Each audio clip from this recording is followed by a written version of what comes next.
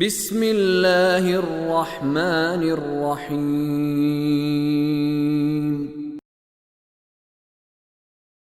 صاد والقرآن ذي الذكر بل الذين كفروا في عزة وشقاق كم أهلكنا من قبلهم من قرن فنادوا ولا تحين مناص وعجبوا أن جاءهم منذر منهم وقال الكافرون هذا ساحر كذاب۔ سورۃ الصاد کا ترجمہ آغاز سے۔ رحمان و رحیم اللہ کے نام سے۔ صاد، قسم ہے اس قرآن کی جو نصیحت والا ہے، مگر جن لوگوں نے اس کا کفر کیا ہے، اس کا انکار کیا ہے، وہ تو سختی اور مخالفت میں ہے۔ عزت کا لفظ یہاں پر آیا ہے، بلکہ وہ لوگ جو کافر ہیں عزت میں ہیں اور شقاق، فی عزت و شقاق، ان دو لفظوں کا معنی یہاں پر انہوں نے ترجمہ کیا وہ غرور میں اور مخالفت میں ہے۔ عزت کا جو اصل ڈکشنری لغت کے اعتبار سے میننگ ہے کسی چیز کی ایسی سختی کہ وہ نہ ٹوٹے اور نہ جھکے، تو یہ مثبت بھی ہو سکتا ہے، منفی بھی ہو سکتا ہے۔ ایک انسان حق پر ڈٹ جائے، صابر ہو جائے اور کوئی چیز اس کو جھکا نہ سکے، اس کو توڑ نہ سکے، وہ حق پہ ڈٹا رہے، یہ بھی عزت ہے، لیکن یہ خدائی عزت ہے۔ اور ایک وہ ہے کہ جو ہٹ دھرمی پر اور اپنی باطل بات پر ڈٹ جائے اور جتنی بھی نصیحت کرو وہ نصیحت اس کے اندر اثر ہی نہ کرے، یہ بھی عزت ہے۔ اور قرآن نے فرمایا کہ وَمِنَ النَّاسِ مَن يُعْجِبُكَ قَوْلُهُ فِي الْحَيَاةِ الدُّنْيَا وَيُشْهِدُ اللَّهَ عَلَى مَا فِي قَلْبِهِ وَهُوَ أَلَدُّ الْخِصَامِ۔ اور لوگوں میں سے کچھ ایسے ہیں کہ جن کی باتیں یا رسول آپ کو جب وہ بولتے ہیں تو بہت زبردست بولتے ہیں، آپ کو ان کی باتیں بڑی اچھی لگتی ہیں، اور وہ اپنی باتوں پر قسمیں بھی کھاتے ہیں اور کہتے ہیں اللہ کو گواہ بنا رہا ہوں، جو میں کہہ رہا ہوں وہ حقیقت ہے، حالانکہ ہم آپ کو بتا رہے ہیں کہ وہ آپ کے دشمنوں میں سے بدترین، جھگڑالو ترین دشمن ہے۔ پھر اس کی نشانی یہ بتائی وَإِذَا قِيلَ لَهُ اتَّقِ اللَّهَ أَخَذَتْهُ الْعِزَّةُ بِالْإِثْمِ۔ جب اس سے کہا جاتا ہے اللہ سے ڈر، تقوی اختیار کر، تو عزت اس کو گناہ پہ روکے رکھتی ہے، یعنی جو اس کے اندر سختی ہے اس کے دل کی، اس پر تقوی کی نصیحت اثر نہیں کرتی۔ تو پس یہ جو عزت قرآن میں آیا ہے، اس کا بنیادی میننگ کیا ہے؟ ایسی سختی کہ جو ٹوٹنے نہ دے، جو جھکنے نہ دے، اگر حق پر ہے تو بہترین اور اگر باطل پر ہے تو بدترین۔ تو یہاں پر بھی کہا گیا کافر جو ہے وہ عزت میں اور شقاق میں ہے۔ یا عزت کیا ہے؟ سخت ڈٹے ہوئے ہیں مخالفت پر، اور شقاق کہتے ہیں جھگڑے کو، شک کرنا یعنی پھاڑ دینا، اور لڑائی بھی گویا انسانوں کے اندر جو اختلاف ہوتا ہے وہ ایک قسم کا ان کا اتحاد پھٹ جاتا ہے، لڑائی جھگڑا پیدا ہو جاتا ہے، اس لیے لڑائی کو بھی شقاق کہا گیا۔ قسم ہے اس قرآن کی جو نصیحت والا ہے، مگر جنہوں نے اس کا انکار کر دیا ہے، کفر کر دیا ہے، وہ غرور میں یعنی سختی میں اور مخالفت میں، یعنی وہ یہ کیے جا رہے ہیں۔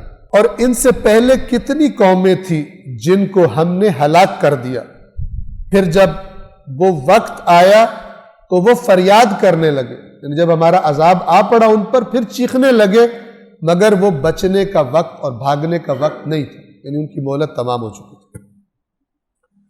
اور انہوں نے اس بات پر تعجب کیا ہے کہ خود انہی میں سے کوئی خبردار کرنے والا آیا ہے ان کے پاس۔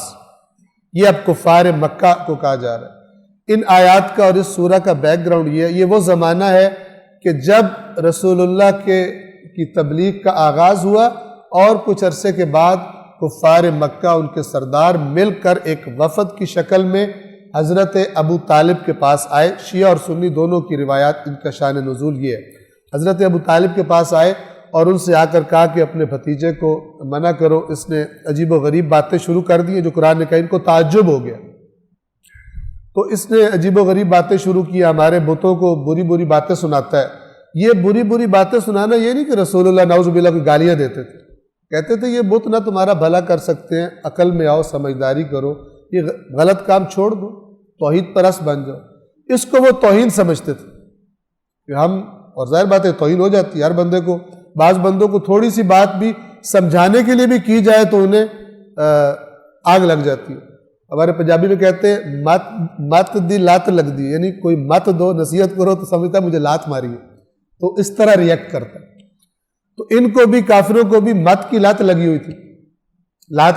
تو یہ آئے اور کہتے ہیں کہ دیکھو اگر تو یہ باتیں کر کے کوئی نئی بات گھڑ کے یہ پیسے کمانا چاہتا ہے تو ہم سارے پیسے ملا کر اس کو اتنے پیسے دیتے ہیں کہ اب اپنے ذہن سے سوچ رہے تھے کہ جب کوئی بندہ ایسی باتیں کرتا ہے تو وہ اصل میں لیڈرشپ چاہ رہا ہوتا ہے. اگر ہم بھی ایسا کرتے تو ہم بھی کوئی چکر، جیسے بعد میں کہا گیا کہ بنو ہاشم نے تو کھیل کھیلا تھا حکومت اپنے ہاتھ میں لینے کے لیے، نہ کوئی نبی ہے نہ کوئی وحی آئی. تو انہوں نے کہا اگر یہ مال کا طلبگار ہے تو ہم اس کو پیسے جمع کر کے اتنا مال دیتے ہیں کہ مکہ میں سب سے امیر ہو جائے، اور اگر اس کو کوئی عورت چاہیے تو جس عورت پہ ہاتھ رکھتا ہے خوبصورت ترین عورت، وہ اس کو ہم دے دیتے ہیں. جو چاہتا ہے ہم کرتے ہیں، آپ اس سے کہیں کہ یہ ایسی باتیں کرنا چھوڑ دیں. تو حضرت ابو طالب آئے رسول اللہ کے پاس، تو رسول پاک نے فرمایا کہ میری بس ایک بات مان لیں. پہلے وہی فرمایا مشہور جو آپ سنتے رہتے ہیں کہ اگر یہ میرے ایک ہاتھ پر سورج اور ایک پر چاند بھی رکھ دیں تو بھی میں اپنے، جب تک میرے بدن میں خون کا آخری قطرہ ہے میں اس کام سے باز نہیں آؤں گا، نہیں آ سکتا، نہیں رکوں گا. تو میرا مطالبہ یہ کہ صرف میری ایک بات مان لیں. تو یہ بات جب انہوں نے جا کے کی کفار مکہ سے، تو انہوں نے کہا ٹھیک ہے ایک بات ہم مان لیتے. آ گئے تو کہا کہ ایک بات کہہ دو وہ ہم مانتے. تو رسول پاک نے فرمایا وہ ایک بات یہ ہے کہ کہو لا الہ الا اللہ. تو کہتے ہیں اتنے معبودوں کو چھوڑ دیں اور ایک کو مان لیں، یہ تو عجیب بات، بندہ تو اپنی فوج زیادہ کرتا ہے، تو کہہ رہا ہے سب کو چھوڑ کے ایک کو مانے، یہ بڑی عجیب بات ہے. تو یہ عجیب قرآن نے کہا ان کو اس بات پر تعجب ہو گیا کہ ان میں سے ایک ڈرانے والا، ایک خبردار کرنے والا آ گیا. اور کیا کہا انہوں نے؟